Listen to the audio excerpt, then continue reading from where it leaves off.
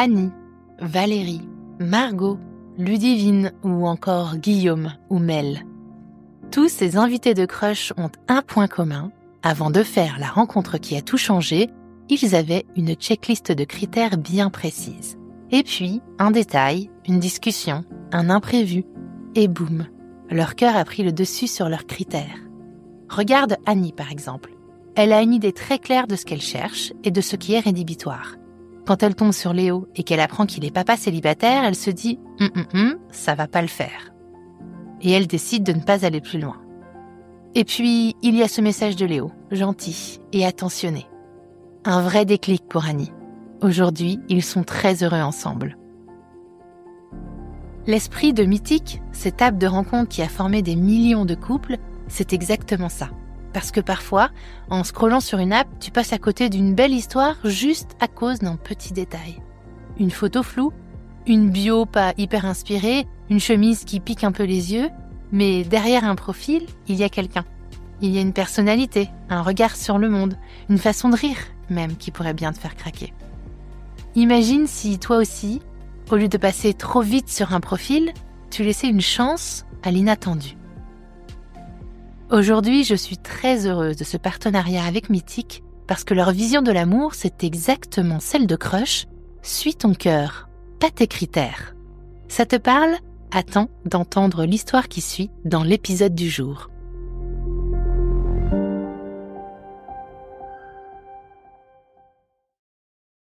Je remets l'application et je me dis bon allez, ça c'est la dernière fois, dernière de dernière. Si je trouve pas, si je rencontre personne, c'est fini.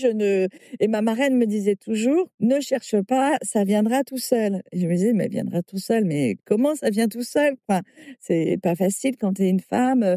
Bon t'as beau t'attabler à une terrasse de café, boire un café ou boire une bière. Rarement sont les hommes qui t'abordent comme ça dans la rue ou une terrasse. Et je pense que quand ça arrive, t'es un peu quand même en retraite, te dire qu'est-ce qu'il me veut quoi.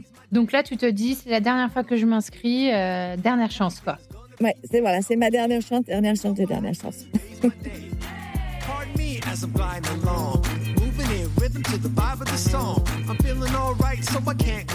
Je suis MC, la rebelle en tutu, et tu écoutes Crush, le podcast qui explore la magie des premiers jours des histoires d'amour. Chaque mardi, je reçois à mon micro un ou une invitée qui me raconte à cœur ouvert une rencontre qui l'a intensément marquée pour un jour, une nuit, quelques années ou toute une vie. J'espère que ces témoignages seront pour toi une source d'inspiration pour comprendre et vivre mieux tes émotions amoureuses. Si tu veux découvrir l'actu et les coulisses du podcast, si tu veux t'inspirer, partager et échanger sur l'amour et les rencontres, rendez-vous sur Instagram et sur la chaîne YouTube @Crush le podcast. Aujourd'hui, je suis en compagnie de Laetitia. Salut Laetitia, comment vas-tu ? Bonjour MC, je vais bien, très bien. Contente d'être avec toi, passer ce moment avec toi. Ouais, ça fait longtemps qu'on échange par mail et moi je suis très heureuse de recueillir aujourd'hui ton témoignage. Laetitia, avant de rentrer dans le cœur de l'histoire que tu vas me raconter, est-ce que tu peux, s'il te plaît, te présenter en 5 ou 4 hashtags ? Donc ce sera 4. Donc passionnée parce que je suis passionnée de plein de choses, de lecture, je suis passionnée de la vie, passionnée de ma fille, dans tout ce que j'entreprends. Là, ma nouvelle activité actuellement depuis début d'année, voilà, je suis vraiment, je fais tout à fond. Donc voilà, passionnée. Liste, parce que je suis toujours en train de faire des milliers de listes, listes de courses, listes de choses à faire, de ce que j'ai envie, de mes futures lectures. Voilà, j'ai toujours des post-it partout, un cahier où je note plein de choses. Une fois par semaine, je remets à jour mon cahier. Voilà, vraiment liste tout le temps, tout le temps. Tu crois que ça t'aide à quoi de faire des listes ? Je pense que ça me rassure. Ça me rassure et c'est un plaisir de rayer. Et puis, ça me permet aussi d'écrire. Tu vois, parce que des fois, je pense à un truc, je me mets un petit post-it et le post-it, le lendemain, j'arrive pas à le relire. Je me dis, mais qu'est-ce que j'ai écrit? Je l'ai écrit vite. Et donc, ça me permet aussi d'avoir encore cette écriture qu'on a de moins en moins, finalement, avec les ordinateurs, les téléphones. Voilà. Oui, puis c'est rassurant. Ça me rassure, moi. Après, amoureuse de la vie, amoureuse, de la nature, amoureuse, voilà, amoureuse de l'amour aussi. Voilà, tout ce qui est, autour de l'amour, des objets, des cœurs, je suis amoureuse de ma fille aussi, je peux le dire, ma fille, c'est une passion. Moi, ça rejoint un peu, le hashtag passion, passionnée. Et tu as un dernier hashtag, je crois. Oui, rebondir. Alors rebondir parce que, dans la vie, m'est arrivé pas mal de petites choses, chaotiques, les décès de mes parents, successifs, les vies professionnelles qui ont changé et à chaque fois, j'ai toujours rebondi. Alors j'ai toujours, une petite phase un peu de on est au creux de la vague, mais j'ai toujours su rebondir. Voilà, j'ai toujours su faire face, à tous les événements qui se passaient et je pense que c'est pas une facilité, mais c'est une faculté que j'ai. Un métier qui me voilà, j'ai eu plusieurs métiers différents. Dans des phases où ça n'allait pas, bah, j'ai toujours su rebondir, refaire autre chose. Génial, et je crois que l'histoire que tu vas nous raconter, aujourd'hui est aussi un rebond, sans en dire trop. Ce sera peut-être même le titre, tiens. On verra après. Alors, Laetitia, est-ce que tu peux me dire en quelques mots, dans quel environnement familial tu as grandi? Dans quel endroit? Quel modèle tes parents t'ont laissé, en termes d'amour et de couple et de rapport à la vie? J'ai vécu une enfance un peu particulière parce qu'on vivait en caravane avec mes parents. On faisait des chantiers. On n'était pas des gypsies, hein, mais bon, voilà, on vivait en caravane. On suivait mon père sur les chantiers. Donc, c'est une vie un peu particulière jusqu'à un moment donné une scolarité où il fallait un peu plus de stabilité puisque je changeais tout le temps d'école. Donc voilà, j'étais dans un environnement aimant et puis le fait de vivre dans une caravane, c'est quand même une proximité. Donc, ouais, j'en ai un bon souvenir de toute cette période. Quand tu dis que tu changeais tout le temps d'école, ça voulait dire à quel rythme? Bah, c'était tous les 6 mois à peu près. Ah ouais, c'est nomade, quoi. Un peu, oui, tout à fait. Mais j'en ai des bons souvenirs. On a vécu des choses, ouais, c'était en France, on avait vécu dans des belles régions, non, c'était un bon souvenir d'enfant. Après donc on s'est stabilisé, dans l'Aisne, dans le 02. Je pense que cette vie de stabilité ne convenait pas trop à mes parents. Donc je pense que quand j'y ai réfléchi, justement pour l'interview, je pense qu'ils se sont aimés, mais je pense qu'à ce moment-là, ils se sont aussi un peu détruits. Donc, ça a pas été mes parents, je pense que ça a pas été mon modèle, d'amour. Voilà, ils étaient Ils se sont ensemble, séparés? non, pas du tout, pas du tout. Moi, j'ai perdu ma mère, à l'âge de 30 ans, mes 30 ans, donc mon père s'est retrouvé tout seul, en caravane, donc je l'ai beaucoup soutenu, beaucoup aidé et puis, ben, c'est des anciennes générations où on a du mal à vivre sans l'autre, donc il s'est un peu laissé, il a pas tenu compte de sa santé, il a pas pris soin de lui, donc ça a été un peu compliqué et il est décédé donc ma fille, va avoir 22 ans, donc il est décédé à 22 ans. Voilà. D'accord. Et toi, tu as quel âge aujourd'hui, Laetitia? Eh bien, j'ai 56.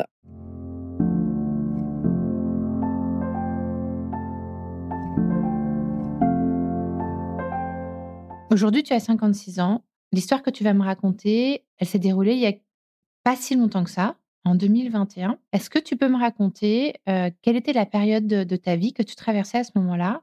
Dans quel état d'esprit tu étais? Est-ce qu'il se passait des choses particulières dans ta vie? Octobre 2020, je déménage. J'habite à l'époque, sur Reims, dans le 51. Je prends la décision de partir, pour suivre aussi ma fille qui faisait ses études sur l'île et j'avais de la famille, dans la région. Donc c'était aussi un rapprochement familial. Cette décision de partir, elle a été soudaine parce que ça faisait 3 ans où je vivais une histoire, avec un homme, une histoire, très toxique, où j'avais vraiment beaucoup de mal à me sortir de cette histoire. Je me reconnaissais pas du tout dans cette histoire. Je me disais: «C'est pas moi», enfin, j'étais complètement éteinte, voilà, c'était vraiment une histoire compliquée qui était faite de ruptures, de réconciliation. Je pense que c'est aussi une histoire qui a fait du mal à ma fille et je me suis dit: «Si je prends pas les choses en main, si je ne pars pas, je ne sortirai jamais de cette histoire, je j'y arriverai pas». Donc voilà, j'ai pris la décision de partir et donc de m'installer, sur l'île, donc à côté de ma fille où voilà, 2-3 rues à côté de son appart où voilà, vivait, pas très loin l'une de l'autre. mais c'était un besoin. Il fallait que je me reconstruise et c'était la seule solution de tout quitter, de quitter mon job, de quitter mes amis et de changer de vie. Voilà, vraiment le changement de vie.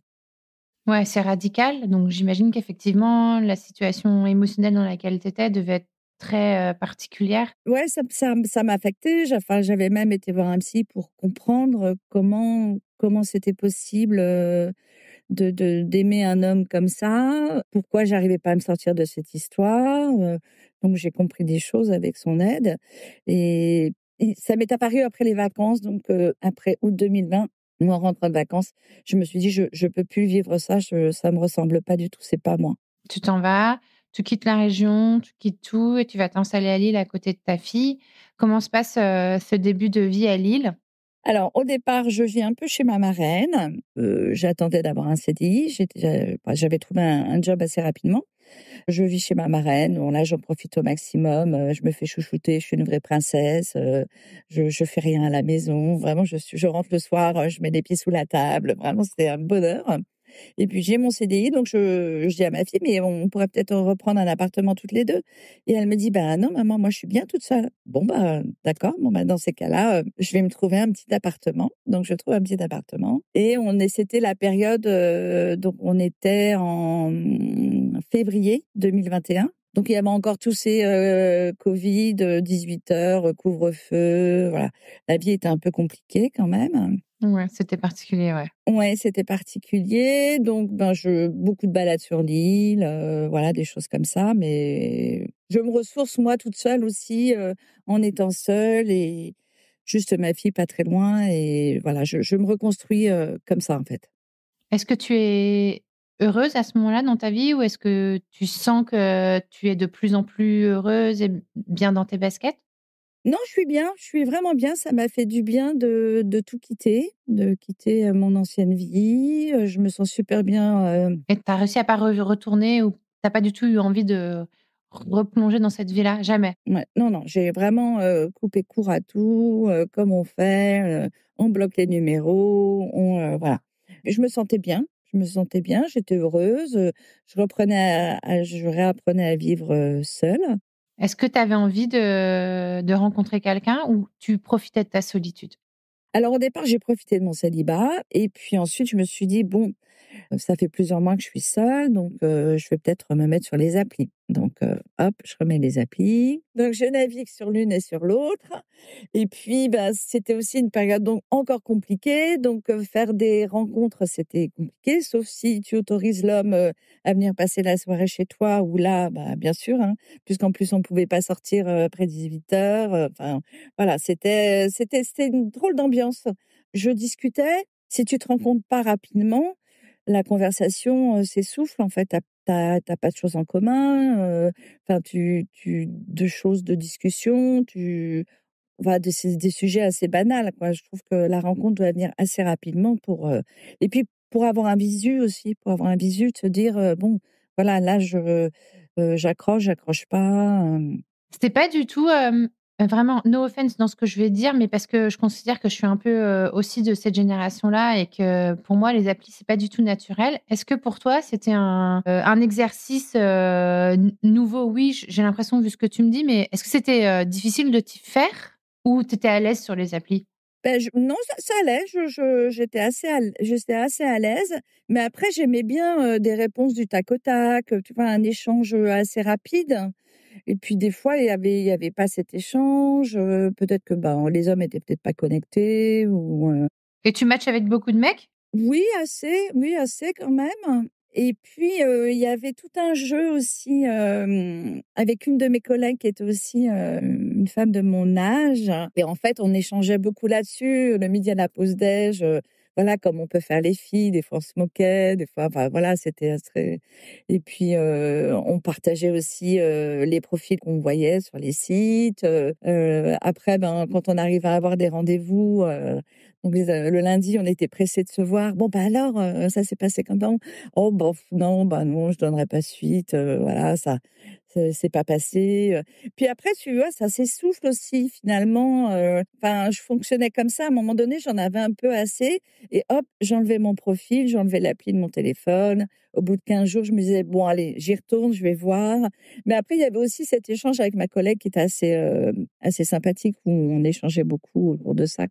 Ouais, il y a une prise de parole en ce moment sur, le côté addictif des applis et le fait qu'on n'arrive pas à s'en défaire, malgré le fait que, ben, il se passe rien d'extraordinaire, qu'on se fatigue, de ces Tout rendez-vous à où en fait. fait, ben, il se passe rien. Toi, tu ressens ça? Oui, moi j'ai ressenti ça, mais c'est vrai que c'est addictif dans le sens où, ben, tu es toute seule chez toi.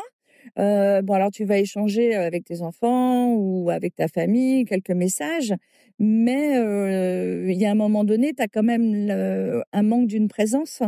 Donc effectivement, tu vas chercher à discuter au travers de ces applis, mais c'est vrai que ça s'essouffle, en fait. Après ça s'essouffle. Même les rendez-vous, en fait, moi je suis assez on me dit toujours que je suis solaire. Ah bah, tu vois, ça peut être le 5e, hashtag là, solaire. Allez, on le rajoute, hop, hashtag solaire. Je suis communicative, je racontais mon histoire un peu, mon parcours de vie et en fait, c'était toujours moi qui étais en train de discuter donc à un moment donné, ça m'a lassée, quoi.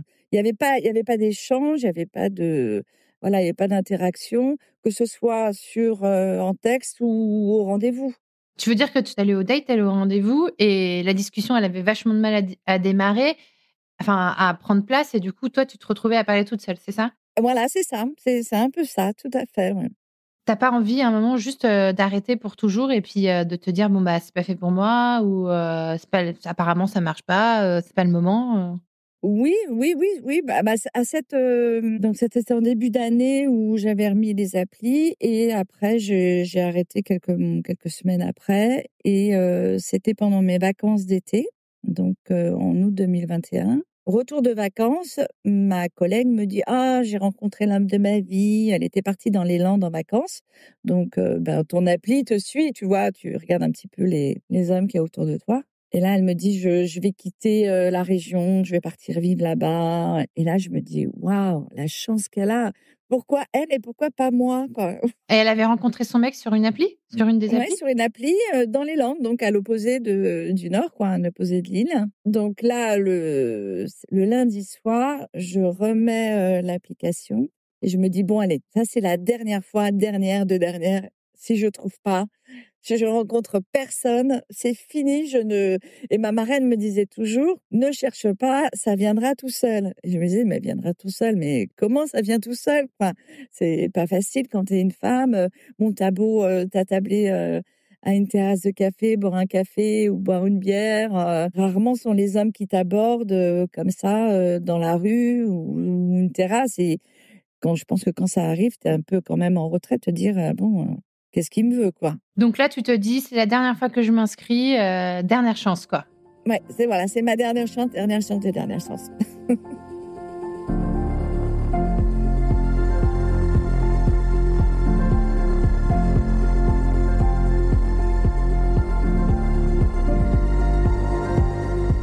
Comment se passe cette dernière chance? Alors, cette dernière chance, donc, je regarde les profils et là, je vois un homme, vraiment, je me dis: «Waouh!»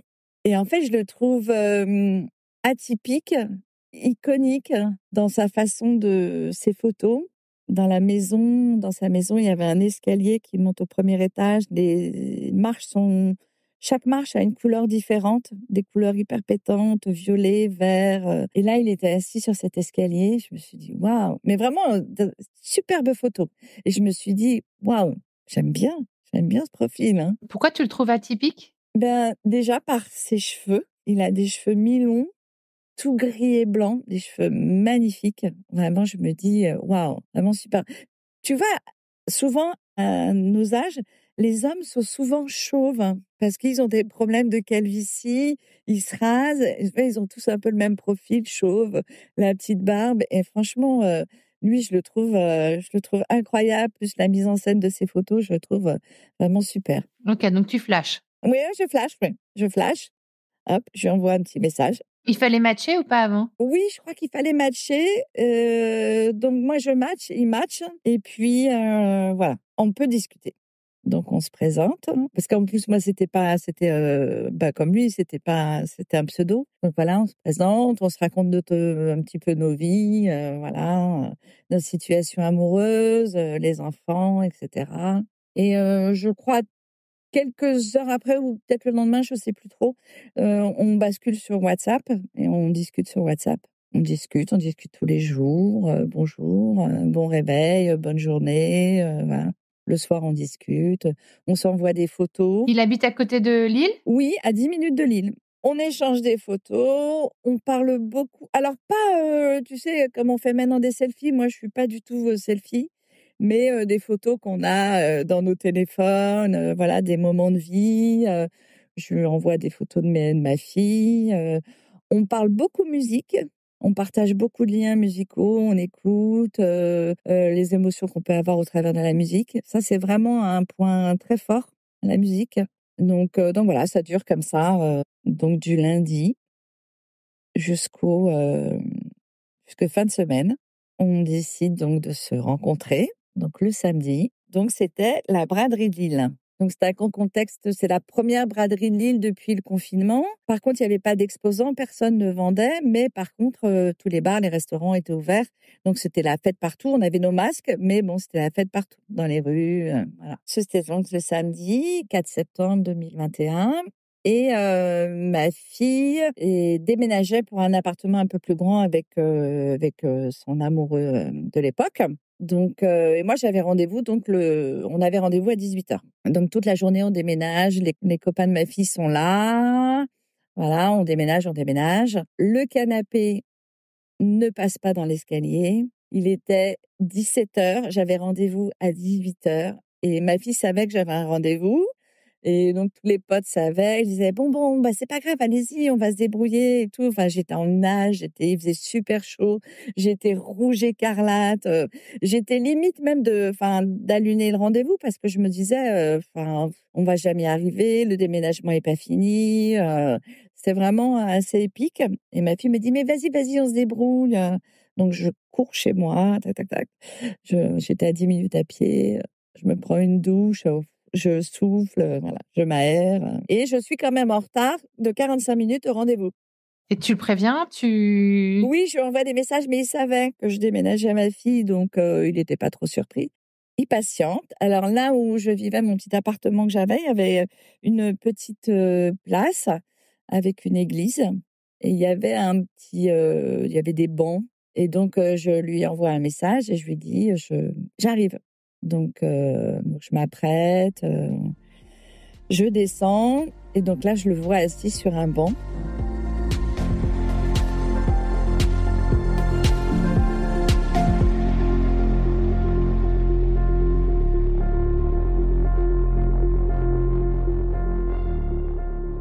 Il se lève, il est grand, plus grand que moi et il avait sa petite veste sur l'épaule, tu sais, comme les hommes ils font, tu sais, la petite veste de costume, tenue avec le pouce et il avait une façon de se mouvoir vraiment, avec ses cheveux là qui bougeaient et tout.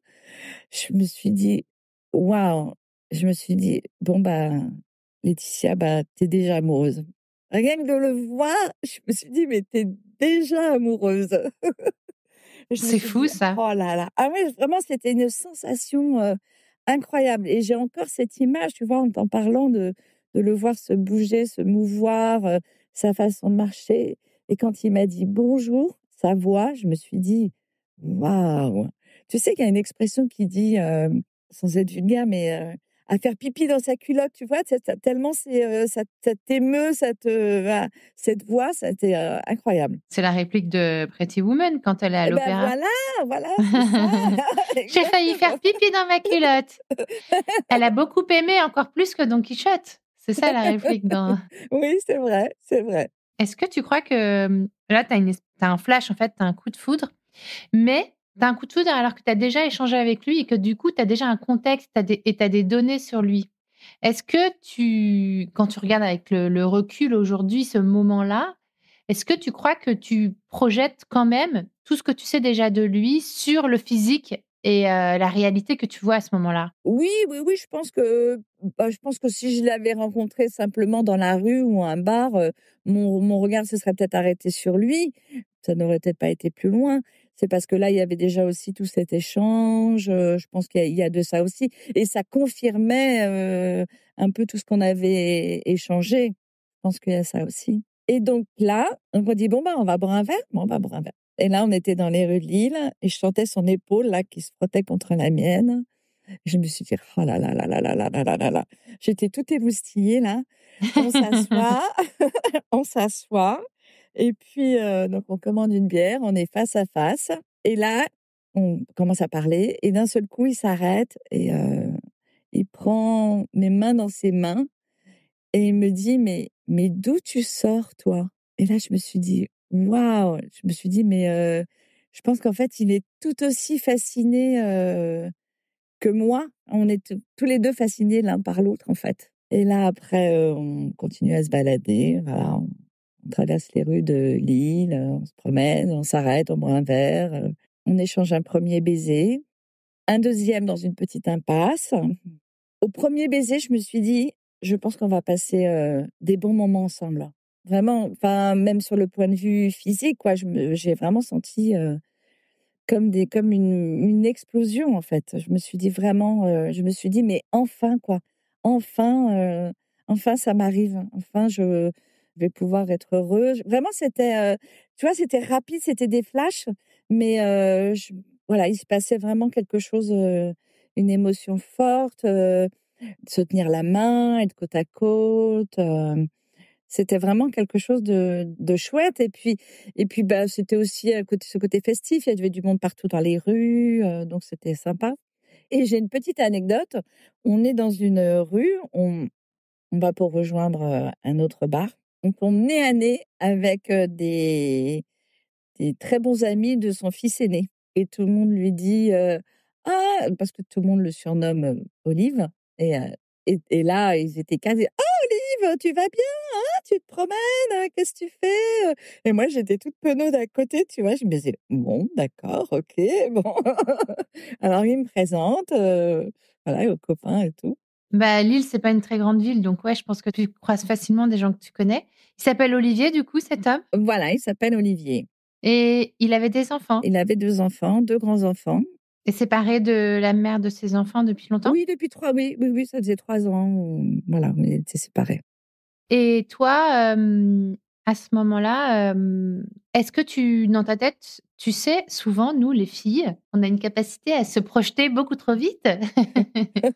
Ça s'explique par plein de phénomènes sociétaux. Est-ce que toi, tu te projettes déjà à ce moment-là ou tu vis vraiment juste l'instant présent? Est-ce que comme c'est quelque chose que tu attendais depuis tellement longtemps et tu as l'impression que ça se concrétise, est-ce que déjà ton cerveau, tu sais, il travaille un peu tout seul en t'envoyant des images du futur avec lui? C'était plus, bah, je vivais l'instant présent, mais bon, en essayant, en me disant: «Laetitia, ne te projette pas, ne fais pas de plan sur la comète, tu verras bien, laisse-toi vivre, laisse-toi porter et on verra». Mais j'avais ce sentiment d'une belle rencontre, en fait et c'était pareil pour lui. Tu vois, le fait qu'il me dise: «Mais d'où tu sors?» c'était, enfin, je trouvais que c'était incroyable de me dire ça, donc oui, j'essayais pas trop de me projeter, mais j'avais ce sentiment qu'on ça pourrait être une belle histoire. Comment ça va se terminer ce premier rendez-vous? On déambule, dans les rues de Lille, on boit des bières, encore des bières et là, eh bien, il était, je pense, minuit passé, même oui, je sais plus trop, mais bon, il était assez tard et je l'invite à monter chez moi. Donc j'étais vraiment très confiante et je l'invite à boire une tisane parce que j'avais pas de bière, donc une petite tisane et puis, voilà, on a passé, la nuit ensemble et c'était vraiment un moment magique et ça confirmait le sentiment que j'avais eu quelques heures auparavant en me disant: «Mais, ça va être une belle histoire» et je me disais: «J'espère que ça va aller, j'espère que tout va fonctionner», ouais, ouais, c'était un beau moment, un chouette moment. Est-ce que tu as des craintes à ce moment-là? qu'ils ressentent pas la même chose ou que tu as envie d'aller trop vite? Non, j'ai aucune crainte. Franchement, j'ai pas de crainte du tout parce que je sens que lui, c'est pareil, en fait. On échange autour de ça, quoi. On se dit que qu'on a de la chance de se rencontrer, que, c'est incroyable, qu'on a plein de choses en commun. J'ai pas de crainte, mais en même temps, je me retiens un peu en me disant: «Je veux pas trop me projeter». Voilà, si c'est, une histoire qui sera peut-être sans lendemain, on ne sait pas. Après, on peut passer un bon moment, une belle nuit et puis au final, tu sais pas pourquoi, le lendemain tu n'as pas de nouvelles ou Et alors, le lendemain, est-ce que tu as eu des nouvelles? alors le lendemain, j'ai un petit truc rigolo à raconter, c'est que donc ma fille donc avait commencé son déménagement, le canapé était à moitié démonté. Donc ça, c'était donc, le samedi. Le dimanche midi, moi j'avais un repas de famille. Je devais passer chercher ma fille et donc il y avait cette histoire de canapé et je lui dis: «Bah, écoute, au cours de la nuit, je lui dis: «Demain matin, faut pas que je me lève trop tard parce que j'ai un déjeuner de famille, il faut que je repasse chez ma fille, remonter le canapé et cetera». Et il me dit: «Mais je viens avec toi remonter le canapé». Et je lui dis: Bon, bah, d'accord, OK, bon». J'envoie un message à ma fille et je lui dis: «Bon, bah, je viens, vous êtes bientôt prêts? Je remonte le canapé, mais en fait, je viens pas toute seule». Elle me dit: «Bon, bah, OK». Je viens avec mon date d'hier soir, chérie. C'est c'est Je tout viens à fait avec ça. l'homme avec qui j'ai couché le premier soir, ma fille. Voilà. Non, mais en fait, c'est pas le premier soir. Moi, je considère que, tu vois, de 18h à minuit, c'est le premier soir, et le lendemain, après minuit, c'est le deuxième soir. Tu fais partie de cette team-là, OK. Ouais.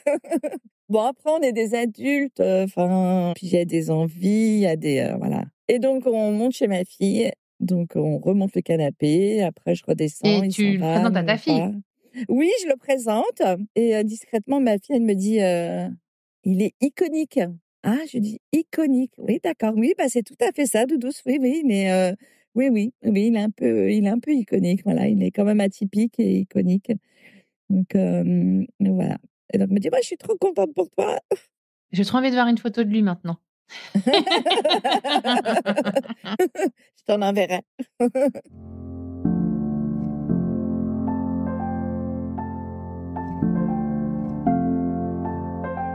Comment va se passer le début de cette relation? Est-ce que, tu as, toi, par exemple, vu ce que tu as vécu auparavant, est-ce qu'il y a des démons qui reviennent ou est-ce que tout est hyper fluide? Non, c'est fluide, c'est fluide. J'ai vraiment laissé les démons derrière moi. Je sens que c'est une personne saine, équilibrée. Moi, j'ai un côté un peu plus rock'n'roll, dans mon parcours de vie, de par mes métiers et cetera, mon changement de situation amoureuse ou professionnelle. Et lui, je sens que c'est quelqu'un de sain, d'aimant, d'hyper cultivé. On a plein de conversations, d'actualité, de lecture, de musique, beaucoup, beaucoup, beaucoup de musique. Et en fait, on avait prévu de se revoir le mardi soir.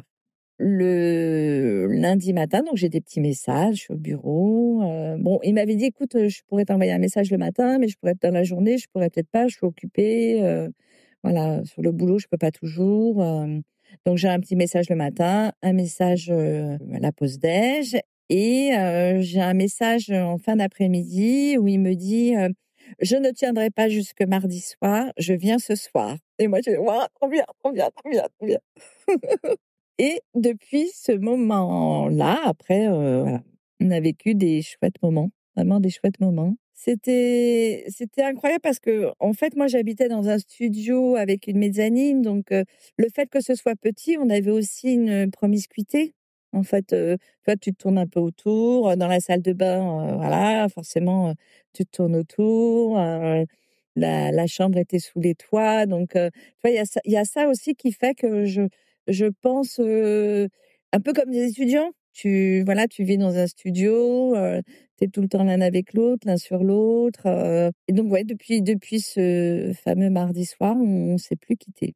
OK, donc là, on est 4 ans plus tard. Vous êtes ensemble? Vous vivez ensemble? Oui, on vit ensemble. On a vécu, bah, donc au bout de quelques jours, on a vécu donc rapidement ensemble chez moi, donc dans mon studio à Lille.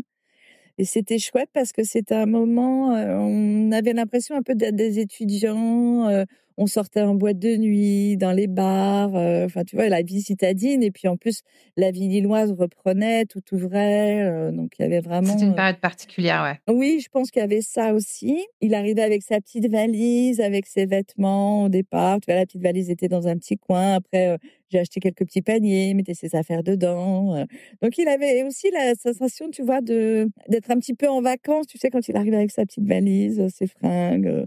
Donc, oui, c'était un chouette moment. C'est un de chouettes moments jusqu'à ce que, on décide d'aller vivre dans sa maison. Maison que j'ai fait mienne, voilà, que j'ai adoptée et qui est devenue ma maison, voilà, et que ma fille appelle, la maison du bonheur. Ah! Ça, c'est trop chouette. Aujourd'hui, quand tu regardes, cette histoire, Laetitia, déjà, il y a une question particulière que j'ai, c'est, tu as donc, rencontré un amour sur une appli de rencontre. Toi, quand tu penses à ça, tu te dis quoi? Est-ce que tu te dis, «Merci les applis»? Est-ce que tu te dis, «C'est quand même dingue, ce hasard, je voulais plus jamais y retourner, c'était la dernière fois que j'y allais, c'était trop naze avant» et comment tu conçois, en fait, cette rencontre sur une appli à presque 50 ans? Parce que c'est votre cas. Est-ce que tu dis merci ou est-ce que tu te dis: «C'est pas vraiment l'appli qui a fait, c'est nous» et cetera et cetera? Bah, je pense que l'appli, ça a été un petit coup de pouce, hein. Alors, je dirais plus, merci la vie. C'est un peu, tous les choix que j'ai pu faire, hein, et qui m'ont amenée sur ce chemin-là, à la rencontre avec Olivier. Alors merci l'appli aussi parce qu'effectivement, on se serait peut-être pas rencontrés, certainement pas. Merci à moi d'avoir repris, voilà, de se dire: «Bon allez, vas-y, c'est la dernière fois, après c'est fini, tu n'y vas plus, sur ces rencontres, voilà, tu passes à autre chose, tu laisses tomber, peut-être que tu rencontreras quelqu'un comme ça». Alors quand j'ai pris la décision de partir de Reims et tout ce qui s'est passé par la suite, ça s'est enchaîné rapidement quand même et je me dis en fait, ce sont des étoiles qui se sont alignées en fait. Est-ce que tu penses que c'est ton mouvement aussi? Oui, c'est mes décisions, c'est le fait d'avancer, tu vois? Le hashtag rebondir, sur plein de choses, voilà, sur une ancienne histoire qui était hyper toxique, de réapprendre à vivre, d'aimer la vie et puis, bah, moi, j'ai toujours été un peu comme ça, je baisse rarement les bras et j'avance et je pense que c'est une circonstance de plein de choses, d'étoiles qui se sont alignées, de décisions, des décisions que j'ai prises dans ma vie qui ont fait, qui m'ont amenée à la rencontre avec Olivier. À ton avis, qu'est-ce qui était déterminant dans cette rencontre et dans le fait qu'elle est devenue, qu'elle s'est transformée en histoire d'amour qui dure? Et qu'est-ce qui était déterminant et qu'est-ce que, tu voudrais donner comme message, laisser au message aux auditeurs de Crush, quelle que soit leur relation amoureuse, pour qu'ils prennent soin de leurs émotions et qu'ils s'ouvrent, éventuellement à la rencontre ou à la re-rencontre de leur partenaire? Toujours au fond de soi, il faut toujours croire à l'amour. C'est ce qui nous fait vivre, c'est ce qui nous berce. Après, effectivement, c'est pas toujours facile de rencontrer, mais il faut y croire, se laisser porter par ses émotions, ses envies, se laisser porter par l'autre. Si on sent les choses, et puis je pense qu'après c'est en nous quoi. On sent quelque chose, il y a une émotion. Et puis il y a un partage avec l'autre, il y a aussi le toucher, la façon de se parler, ce qu'on vit. Nous avec Olivier, on ne se dispute jamais, jamais, jamais. En presque 4 ans de vie commune, on ne se dispute jamais. On discute tout le temps, on a toujours, des choses à se raconter, on va à un concert, on va à un festival, on est toujours côte à côte, on se tient toujours la main dans la voiture. Tu vois, il y a toujours cette chose, ce besoin de se toucher et de se voir et d'être toujours ensemble. Il faut se laisser porter par ses émotions et puis, je pense que c'est important. Enfin moi, le meilleur moment de ma journée, c'est, quand on va se coucher et que mon chéri, il me dit: «Ah là, c'est le meilleur moment de la journée, être dans le lit avec toi, collé à toi, quoi». Donc je trouve que c'est magique, c'est magique. Je suis assez d'accord avec ça, moi. C'est le meilleur moment de la journée quand on va se coucher. Alors bon, des fois, j'avoue, quand je vais me coucher seule, je suis hyper contente aussi. Chérie, je t'aime, hein. Mais c'est vrai que bon, bah, quand on a la chance d'avoir quelqu'un à côté de soi, oui, j'adore moi aussi ce moment-là. Donc je comprends qu'il puisse te dire ça. Est-ce que, tu as un petit mot que tu as envie de glisser à Olivier, si jamais il écoute ton témoignage. Oui, il écoutera, je pense qu'il écoutera, je lui partagerai. Oui, je voudrais lui dire que je l'aime, mais ça, il le sait, on se le dit tous les jours parce que je ne l'ai pas raconté, mais on a une petite anecdote autour du cœur, en fait. C'est vrai qu'il y a des gens, tu vois, qui trouvent que le cœur, c'est niais, le petit objet en cœur. Mais nous, on a pas mal à la maison. On a des petites statuettes en cœur. L'Instagram d'Olivier tournait autour du cœur et il dit que je suis son cœur. Voilà. Et je pense que nos deux cœurs respirent l'un avec l'autre. Et d'ailleurs, Olivier a sur la main droite une petite tache de naissance qui ressemble à un cœur. Donc, je pense que voilà, c'est lui dire que je l'aime et que je pense qu'on vit une belle histoire, que c'est un peu comme une partition et qu'on est deux notes de cette partition et continuer à écrire, que ça finisse par une jolie mélodie. Donc voilà, je t'aime mon amour.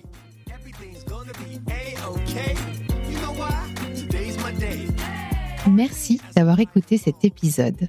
Je compte sur toi pour aller mettre 5 étoiles et un commentaire sur ta plateforme d'écoute favorite, notamment Apple Podcast. Ça prend littéralement 30 secondes et c'est crucial pour soutenir mon travail complètement indépendant. Si tu veux venir à mon micro, tu peux m'écrire sur crush.lepodcast@gmail.com et si tu veux me soutenir financièrement, clique sur le lien Patreon dans le descriptif de cet épisode. Mille merci pour ton écoute et à la semaine prochaine pour un nouveau Crush.